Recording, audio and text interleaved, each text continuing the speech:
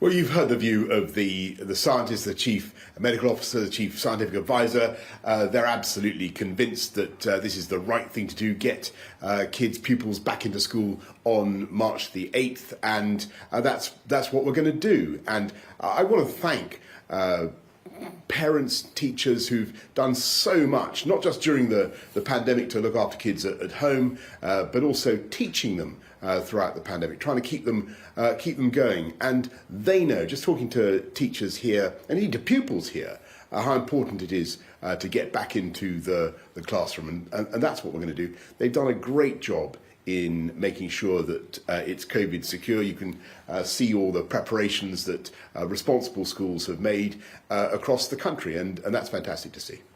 I just want to ask about the roadmap last night. Now, there are some who think it's too slow, but a lot of people have been incredibly cautious for a long period of time, and they'll see that in April you can't see anybody else inside, and then you get to May and you can see other people inside, and you can go to public buildings with 1,000 other people.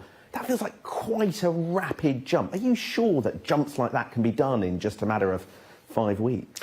Some people will say that we're going to be going too fast. Some people say we're going too slow. I think that the balance is right. I think it's a cautious but irreversible approach, which is, I think, what people want to see. And the reason for the gap, as you know, is it gives us time to look at the impact of each of the changes, each of the relaxations, the opening ups that we're doing. So getting kids back into school, massively important for the country. We need time to assess what that does to the disease, to the prevalence of COVID. And then again, when you look at the April the 12th openings, you need to look at the impact of that. What does non-essential retail do? The opening of outdoor hospitality and so on. You're adding all the time to the budget of risk, and you need time to observe the impact of that. So we think it's a sensible approach, it's a prudent approach, but also, as I think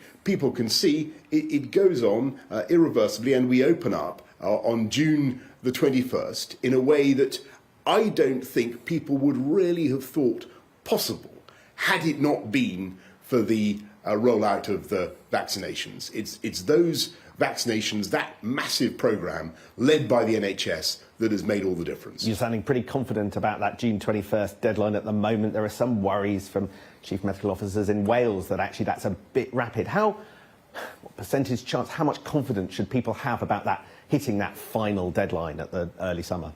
I'm hopeful, but obviously nothing can be guaranteed, and it all depends on the way we continue to be prudent and continue to follow the guidance in each stage. And that's why it's so important to proceed in the cautious way that we are. I think people do understand it. They can see the logic of what we're trying to do. But genuinely, because of the immense possibilities now of the vaccination rollout, because science has given us this way of creating a shield around our population, we can really look at that June 21st date with some optimism. I think that's how I put it. That I'm very optimistic that we'll be able to get there. I just want to ask you about immunity certificates. I mean, I think everyone's going to end up calling them vaccine passports, whatever the government does. You announced a review yesterday into that. Can you just say a little bit more about who's doing it, how long it'll take, and in particular, is anything off the table as part of that review?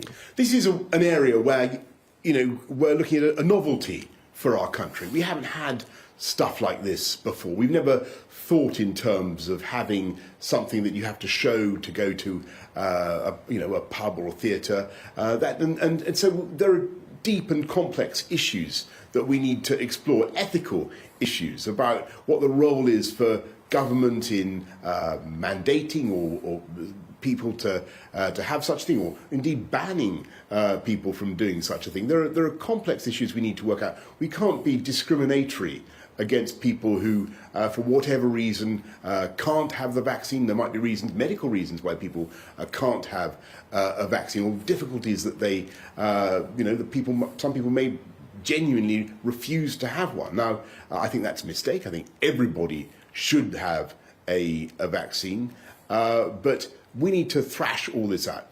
And we've got time, because what we're doing is rolling out the vaccination programme, and that will go on for the next couple of months. And in the interval, what I want to see is a proper review into the issue. And that's going to be led by Michael Gove, by the Chancellor of Duchy of Lancaster, who will be will be getting the best scientific, moral, philosophical, ethical viewpoints on it.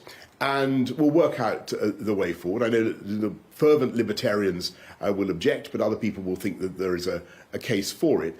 And when you look at the international side of things, international travel, there's no question that that's where a lot of people, a lot of countries will be going, and they will be insisting on vaccine passports in the way that people used to insist on evidence that you've been inoculated against yellow fever or whatever. So it's going to come on the international stage, whatever.